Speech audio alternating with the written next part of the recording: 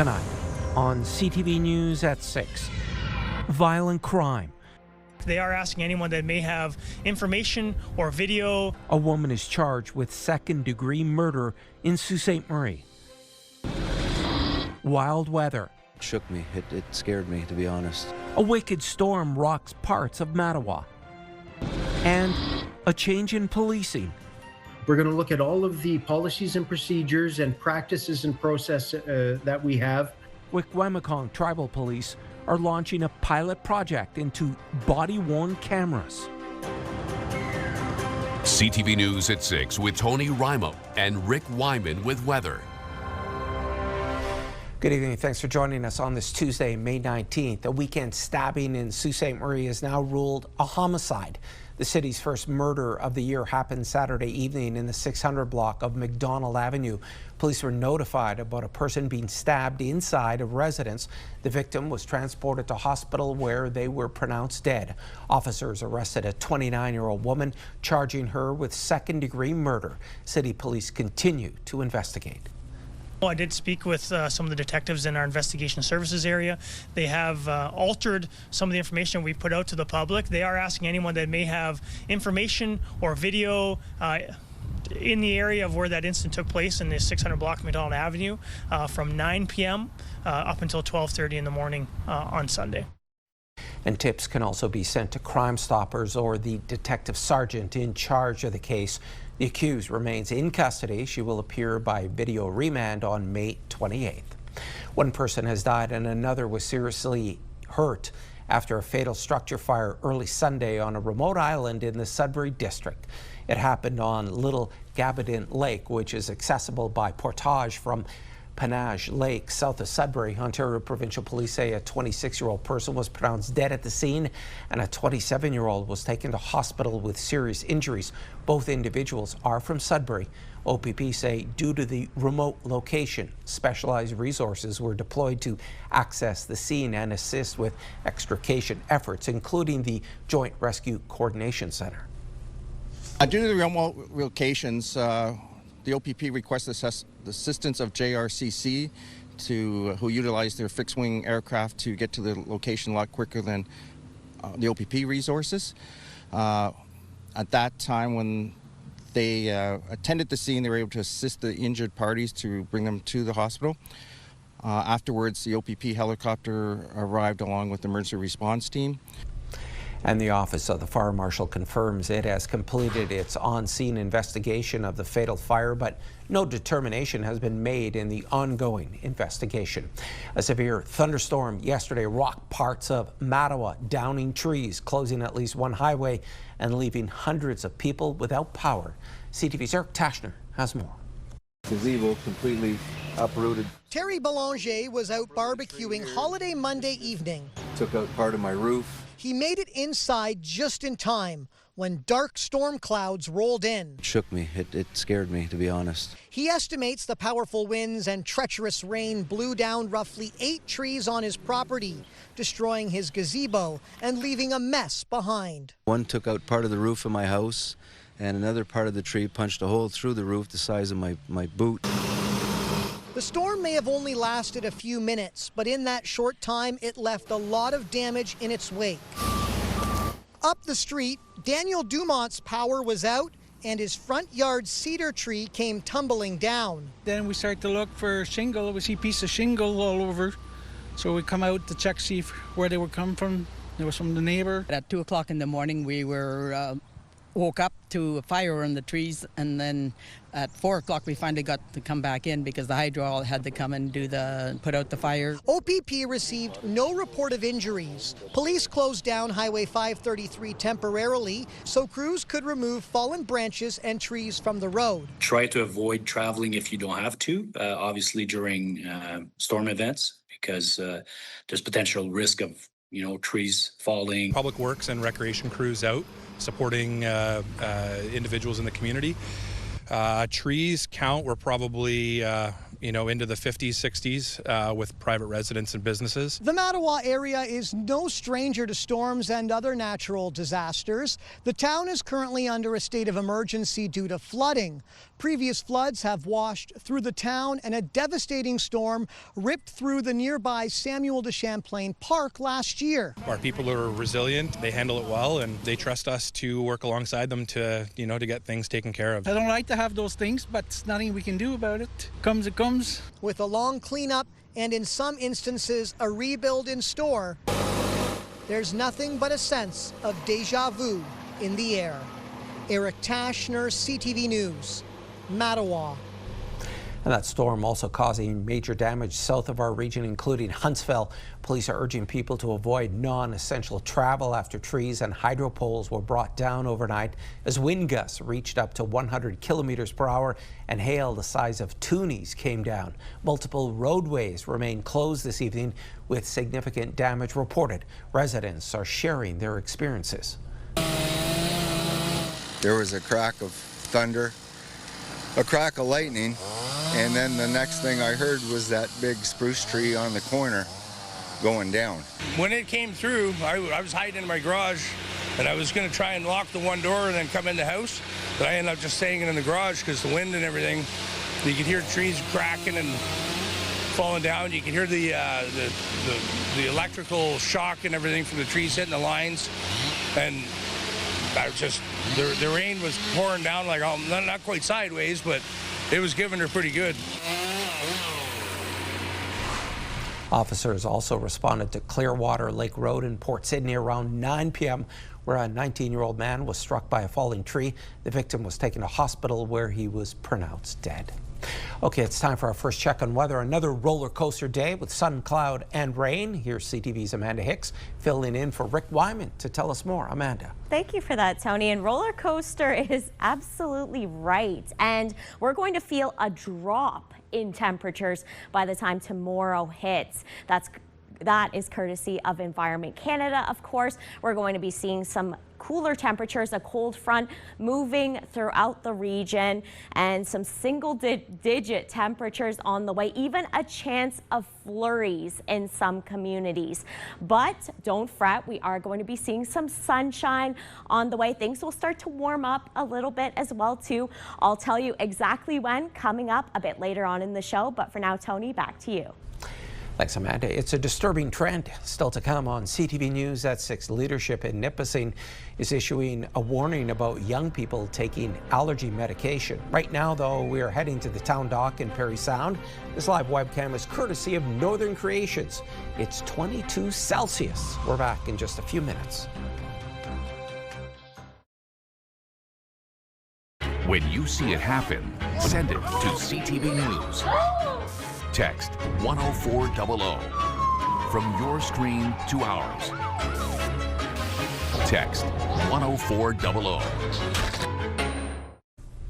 We have some breaking news for you. We're learning about a fatal collision in the Minnow Lake area of Sudbury at this hour.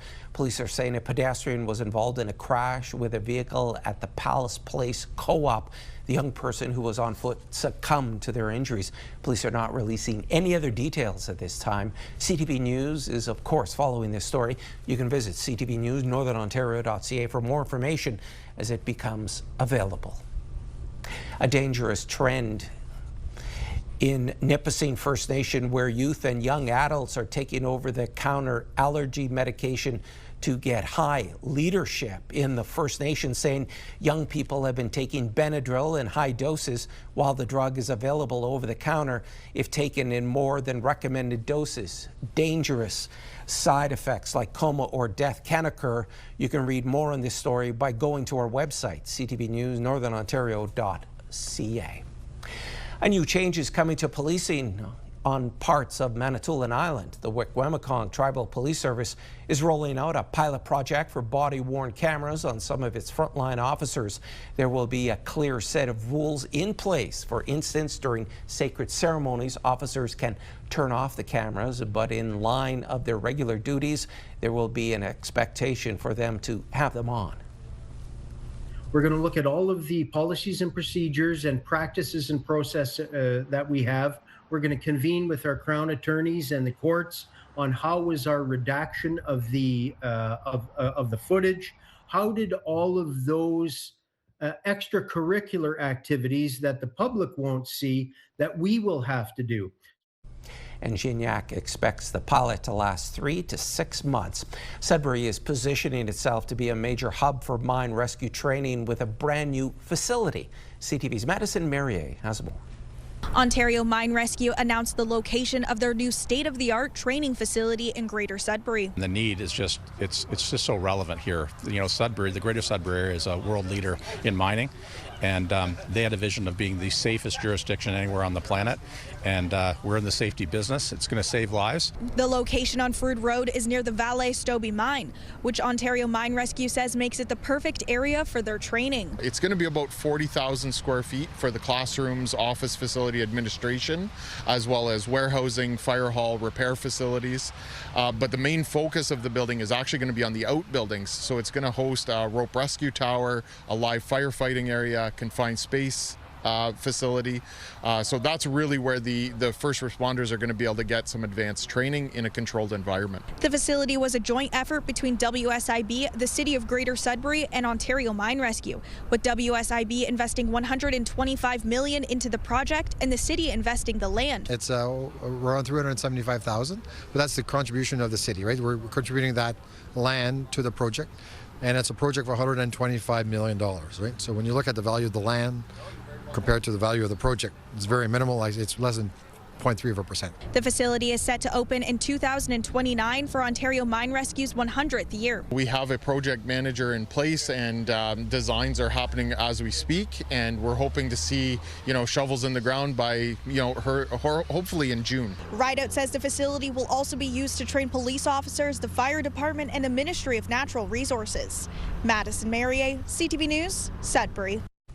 Students from Laurentian University were crowned champions at the 2026 International Mine Rescue Competition. The event this year brought 80 students from 9 post-secondary schools to Sudbury to compete. The home team won the title and achieved major success in the individual categories. The Laurentian team is part of the school's Mine Rescue Club, which is supported by several industry partners, including Ontario Mine Rescue and Ballet.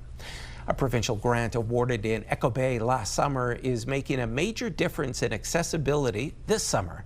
The community east of Sault Ste. Marie received more than $120,000 to upgrade the Echo Bay Sportsplex's safety and accessibility. Algoma Manitoulin MPP Bill Rosenberg got to see the improvements, which include new barrier-free door operators, a new public address system, and improved fire and security systems. Questions are being raised in the southwestern town of Amherstburg over restrictions tied to a $500,000 settlement linked to the Diageo plant closure. Some residents and officials now asking why the company still has a say in how the money is spent. CTV's Chris Campbell tells us more. Amherstburg Deputy Mayor Chris Gibbs says council, not Diageo, should ultimately decide how the $500,000 is invested. The whole reason we're discussing it is because I don't believe it's up to anybody but Amherstburg Town Council to determine the purpose of this $500,000 funding. Gibbs says residents deserve transparency after what many viewed as a devastating loss for the community. This has been, I would call, a traumatic experience to lose almost 200 good-paying jobs. Mayor Michael Prue says the town intends to decide for itself how the money is spent while also remembering the workers impacted by the closure. We're going to choose it and we're going to tell them what we want. Prue also argues Amherstburg should have received a larger portion of the province's overall settlement with Diageo. $23 million was given, and only 2% of that money came to Amherstburg, and that's where all the job loss was. Some residents say they are uncomfortable with the idea of Diageo having influence over the funding after leaving the community. I think it's interesting that they leave and leave this big hole in the community and that they still get to have a say. Yeah, I definitely wouldn't agree with that. You think that, once you give something to somebody, the town councilors obviously know what to do best with $500,000, and they will use common sense and come up with something great for it. We're the ones that are impacted by it the most, and it's just not fair.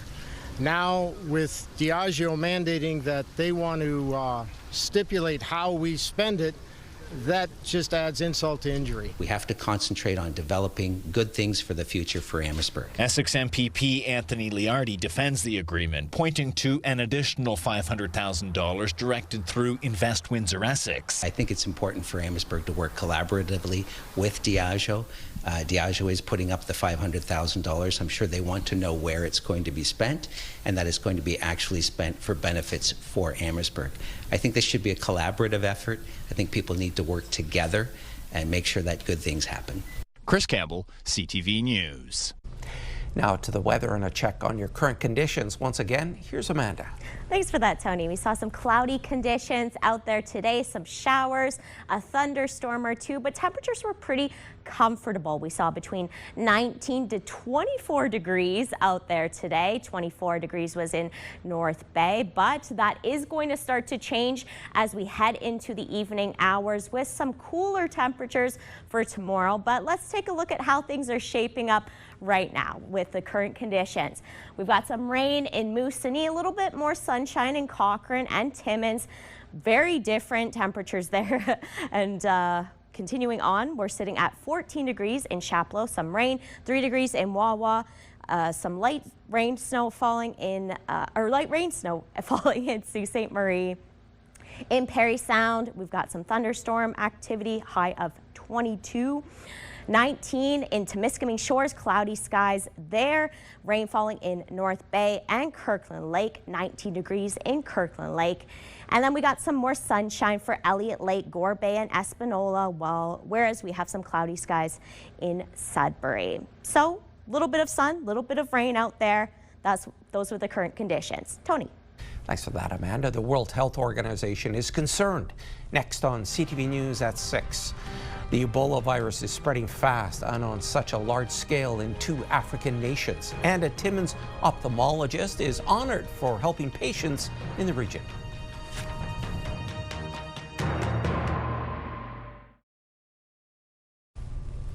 Robert K. Irving, a member of New Brunswick's prominent Irving family, has died.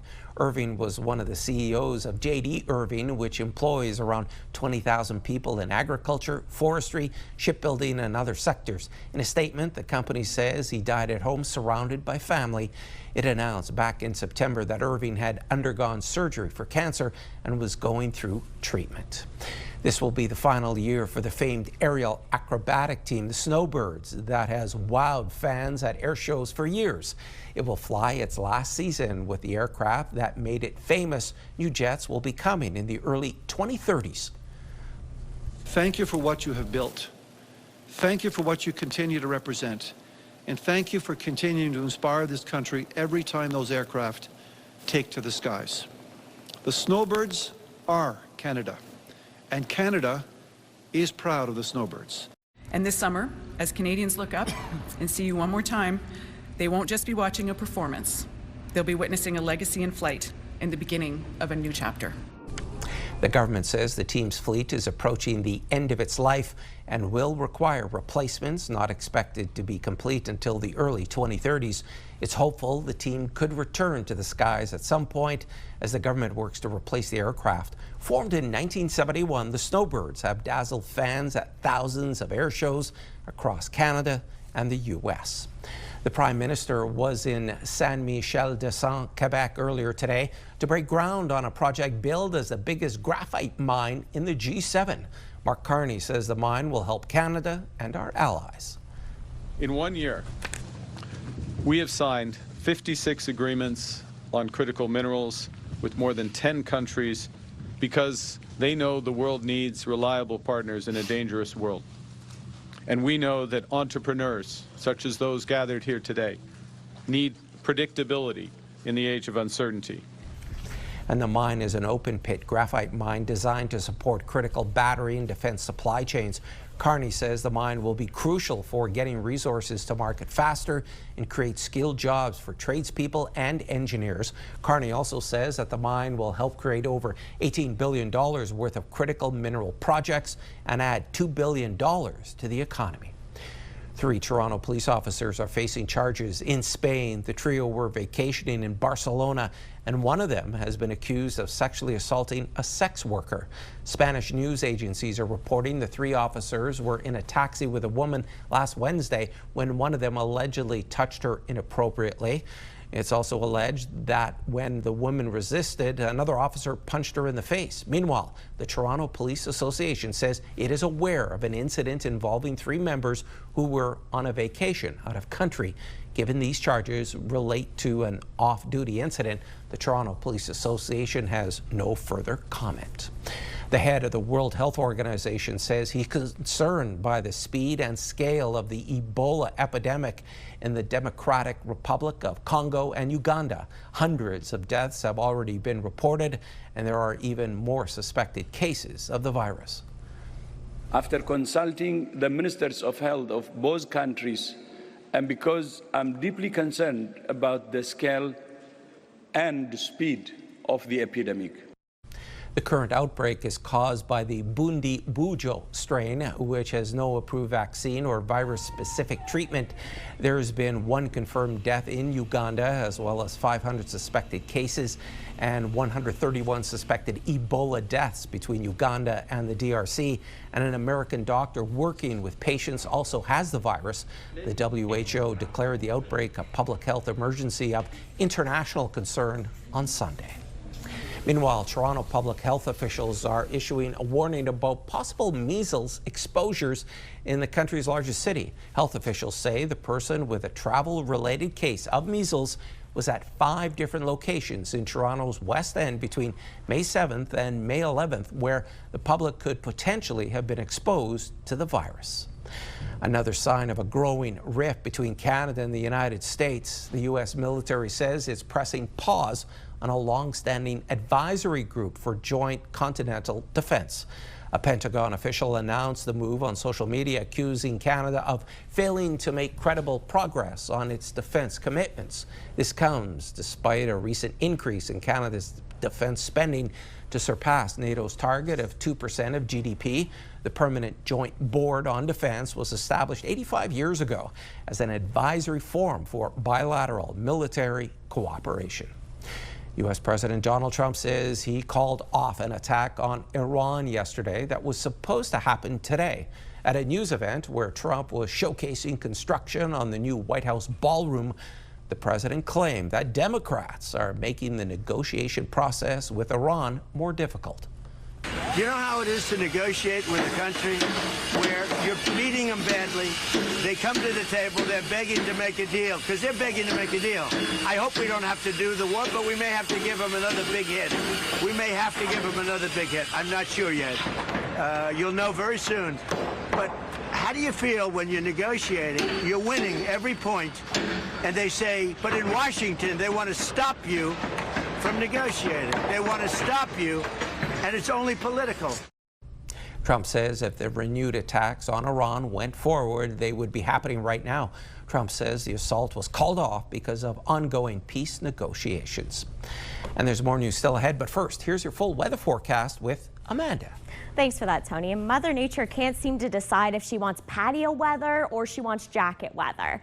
We did see a bit of patio weather this weekend. It was quite nice out there for the most part. We did see some thunderstorms, of course, and some showers, but there was sunshine, some warmer conditions. Temperatures are going to drop over the next 24 hours, but it's going to be a one-hit wonder, for lack of a better word there. It's going to start to get a little bit warmer, a little bit closer to seasonal as we get closer to the weekend, and we're going to see some sunshine as well too. So it'll be 2 days, depending on where you are, of sunshine. So let's take a look at how things are looking overnight. So we've got showers in Sudbury, chance of showers in Sault Ste. Marie, rain on the way for Timiskaming Shores, and showers in North Bay as well. In Moosonee, we've got -4 overnight snow rain mix there, 2 to 4 centimeters. Chance of showers in Wawa, showers in Gore Bay, and 7 degrees in Parry Sound. So rain will start to taper off in the overnight hours. 7-day forecast starting with Sudbury, Nickel Belt, overcast for tomorrow, high of 11, 14 on Thursday, wall-to-wall sunshine there, getting up to 18 on Friday, closer to the normal for this time of year, and then cloudy skies rolling in by the time the weekend starts. For Sault Ste. Marie, Algoma, cloudy skies for tomorrow. High of only 6 degrees, well below the normal for this time of year, which is 18. Sunshine on Thursday, a nice day there. Overcast skies on Friday, continuing on into Saturday. For Timmins, Cochrane, Kapuskasing, chance of flurries for tomorrow, high of 6. Back-to-back sunshine on Thursday and Friday. Temperatures warming up to 18 degrees on Friday to start the weekend, and some cloudy skies rolling in on Saturday. Chance of showers on Sunday, but then by Monday, look at that high of 21 degrees with a chance of showers. For Temiskaming Shores, Kirkland Lake, overcast for tomorrow, high of 9. Sunshine on Thursday and Friday, getting up to 20 on Friday, 18 on Saturday, 2 degrees cooler there with some cloudy skies and a chance of showers on Sunday, continuing on into Monday, but temperatures start to climb well above seasonal by that time frame. And finally for North Bay, West Nipissing, cloudy skies for tomorrow, high of 10, 14 on Thursday, temperatures picking up to 18 on Friday with some sunny skies. So there we go, there's some patio weather there. By Saturday, overcast, high of 15, holding on to that temperature for Sunday with a chance of showers, and a chance of showers continuing into Monday. But we're getting, like I said, we're getting above seasonal. So, you know, we're just going to see a brief cold spell there. So let's look at today's weather pick of the day. That was sent in by Diane Tremblay from Fields, the mother bear on the run. What a great shot. Thank you so much, Diane, for sending that in. Coming up after the break, it's Paramedic Services Week.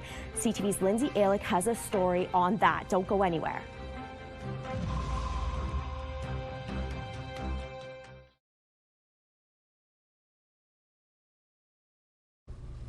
Many children like to play video games, and they may do it on their own tablet or computer or maybe even your smartphone. While many games can be downloaded and played for free, some allow you to purchase add-ons that, if you're not careful, can really add up. CTV's Pat Foran has details.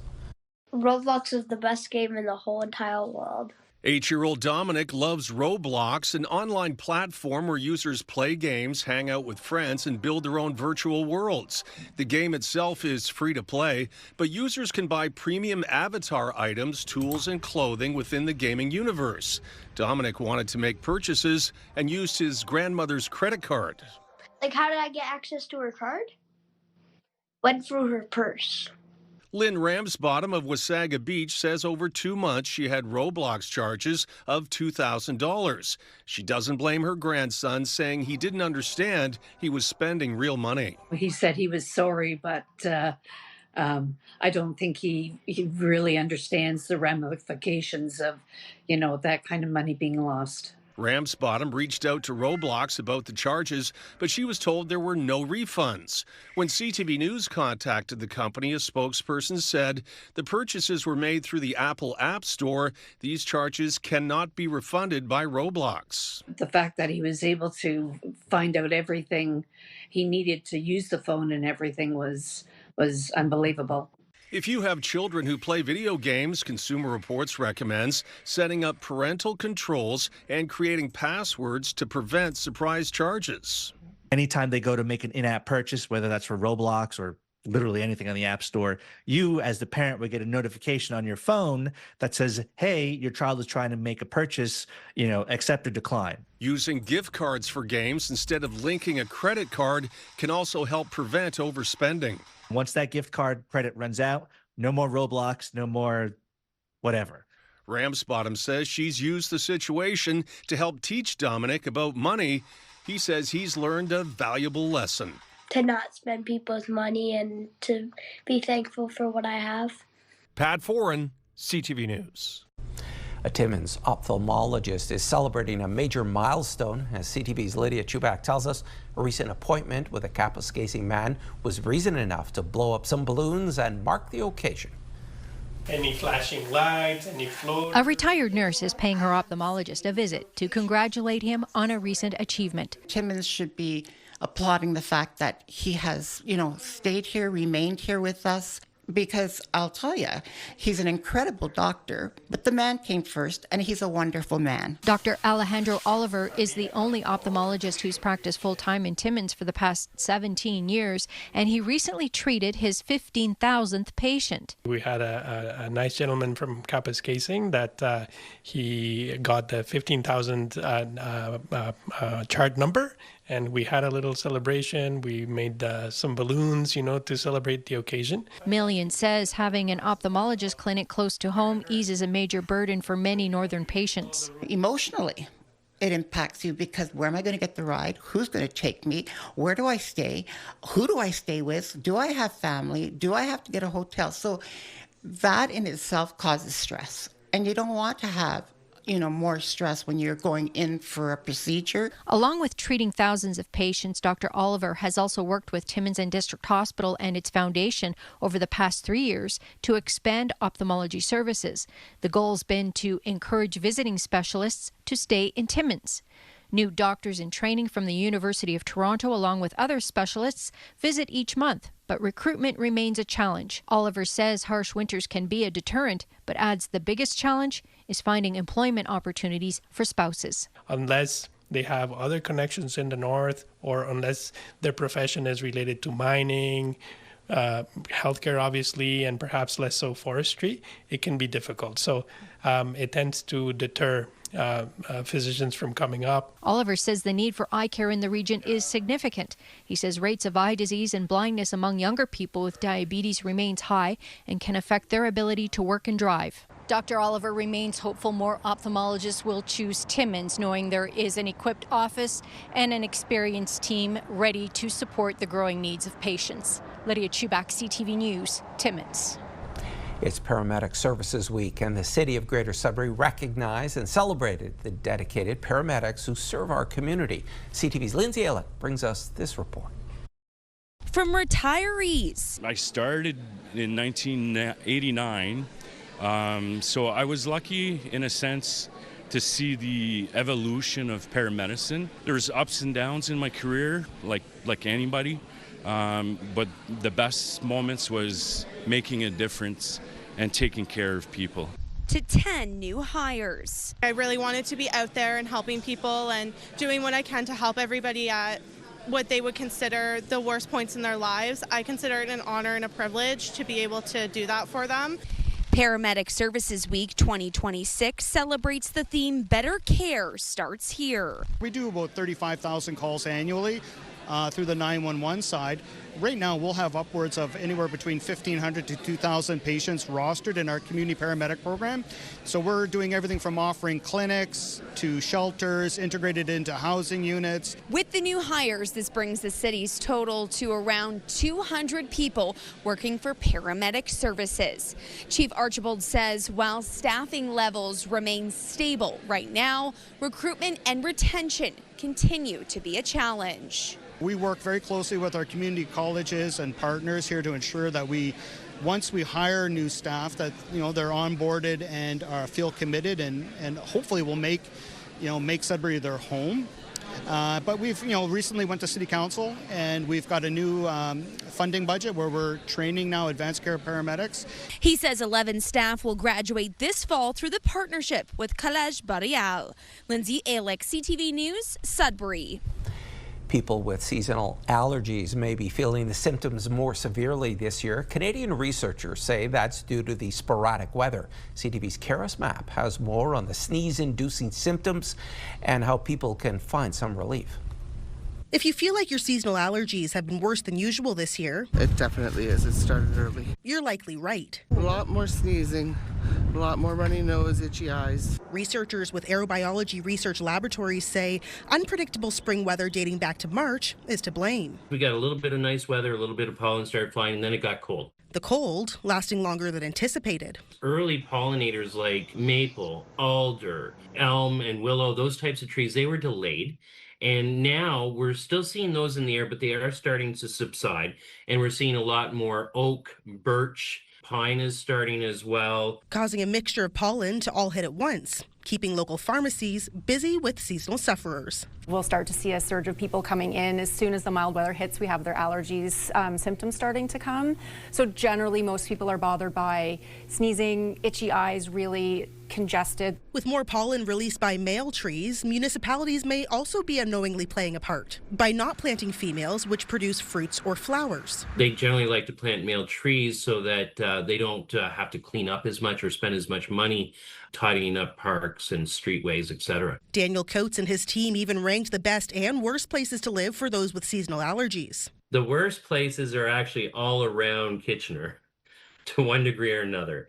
Windsor is the worst place in Canada if you have a pollen allergy, followed by Hamilton, Barrie, and Kingston. With plenty of pollen swirling around the region, pharmacists are recommending some means for relief. Corticosteroid nasal spray. So that's generally my first go-to to get the most symptom relief for the patient. But then we can go with eye drops if it's just allergies bothering the eyes, or if they don't want to use a nasal spray, we could also go with just a tablet as well. Curbing the symptoms for the season's allergens. Kara Smapp, CTV News, Kitchener. When the temperature rises, a lot of people head to outdoor patios. Still ahead on CTV News at 6. In downtown Sudbury, bars and restaurants have a problem, and it has nothing to do with the weather.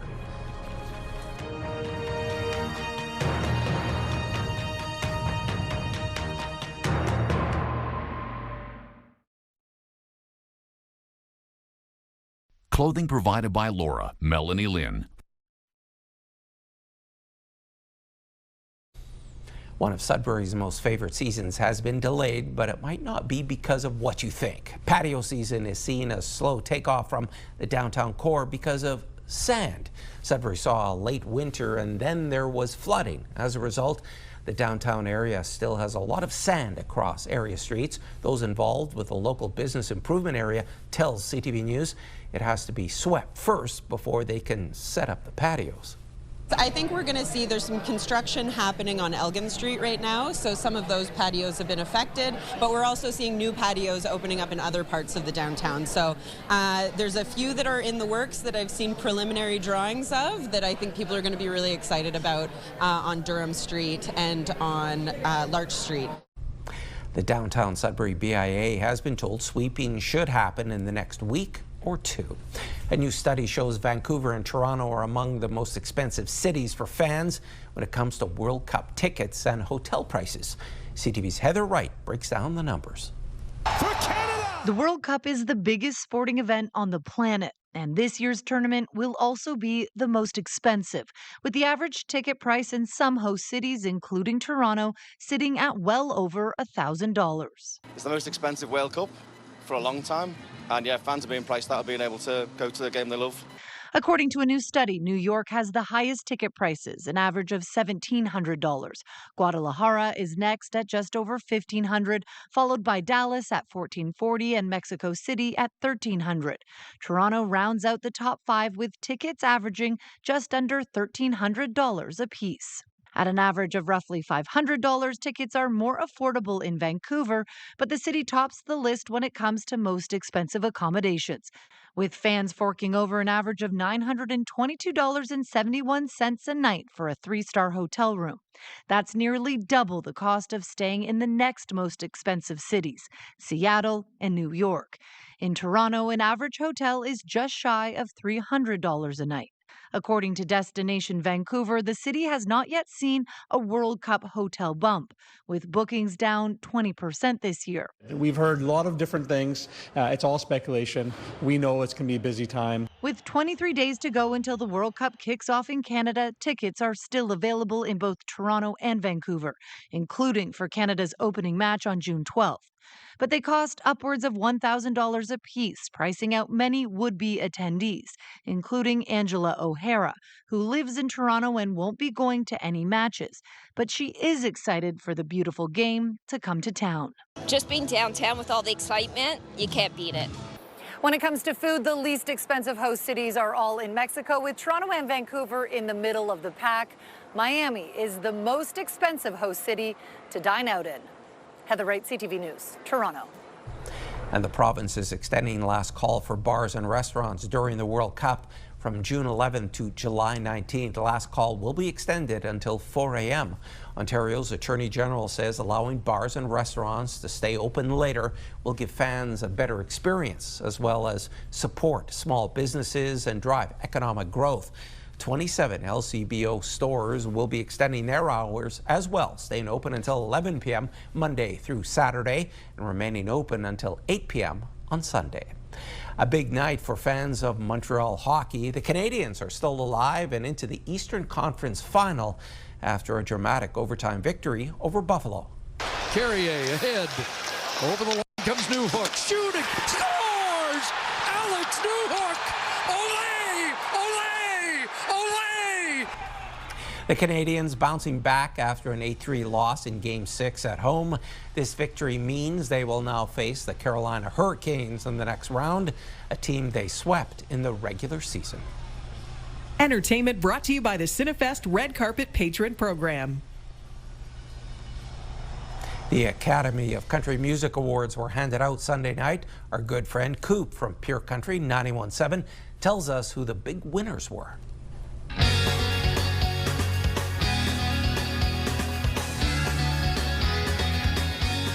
Well, typically it's Josh and Coop from Pure Country Mornings here in Sudbury. Josh is away for today, but we just had to do a recap of the ACMs. They happened this past Sunday. Of course, yesterday was a holiday.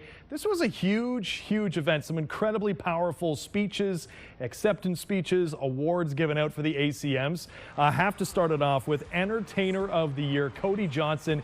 His first time ever winning this award, and his speech, he actually dedicated his award to Luke Combs, which was a real special moment. Male Artist of the Year also going to Cody Johnson. He does a song called The Fall, by the way. You should really check that out. Ella Langley, also a really emotional speech from her too. She picks up Female Artist of the Year. Album of the Year goes to Parker McCollum. The album's actually called his name. It's called Parker McCollum. Song of the Year, Choose in Texas, which is still, by the way, #1 on the charts for a 10th straight week by Ella Langley. Single of the Year, Choose in Texas again. And then New Male Artist of the Year went to Tucker Wetmore. Really cool moment for him, though, as it was his mom who came up and stood alongside Shania Twain, who hosted the ACMs and actually introduced him on stage to accept his award. And what's doubly cool about all these artists that I've just mentioned is you can hear them all on Pure Country Radio. Yeah, you can listen on the radio dial, Pure Country 91.7. You can stream us online anytime, purecountry917.ca, or take us with you anywhere you go with the free iHeartRadio app. Well, the Green Lantern universe expands with a new series, and Brooke Shields has to solve a murder. Rick Damigella has more in the Hollywood Report. This ring, it's the greatest weapon in the universe. Kyle Chandler and Aaron Pierre discover the power of the Green Lantern ring.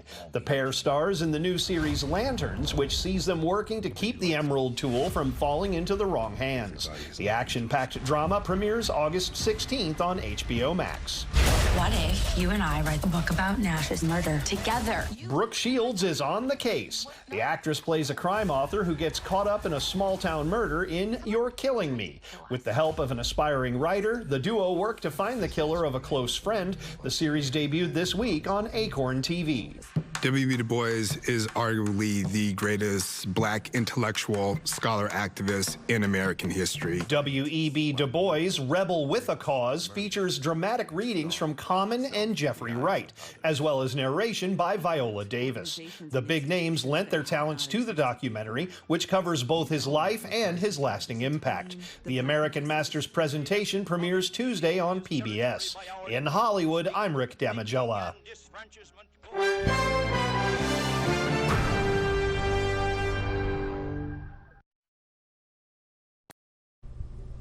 Inflation moved up in April. It was the highest annual rate seen in about 2 years. BNN Bloomberg's Marilla Fernandez has more.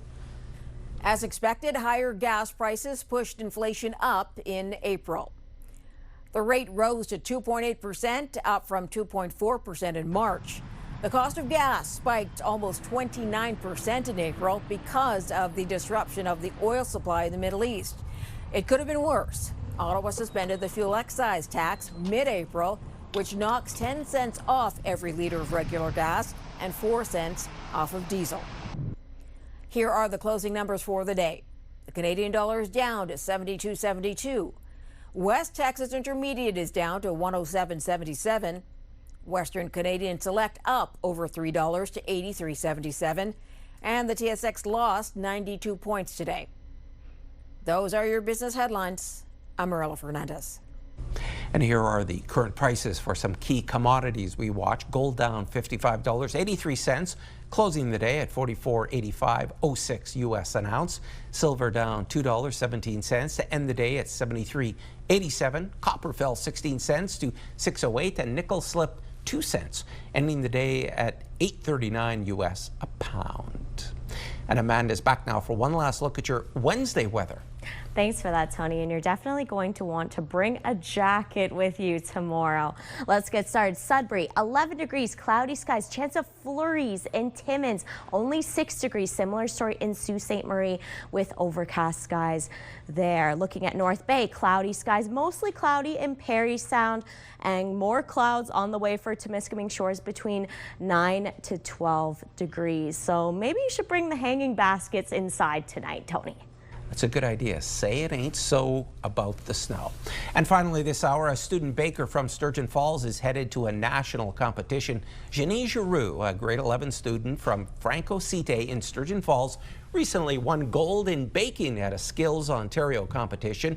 She made 3 refined creations. The event was held May 4th to the 6th in Toronto. Giroux is now heading to the national competition representing Team Ontario May 28th and 29th in Toronto. And best of luck to her. And folks, thanks for watching CTV News at 6. I'm Tony Ryma. More news comes your way at 11:30 with Amanda Hicks. Good night, everybody.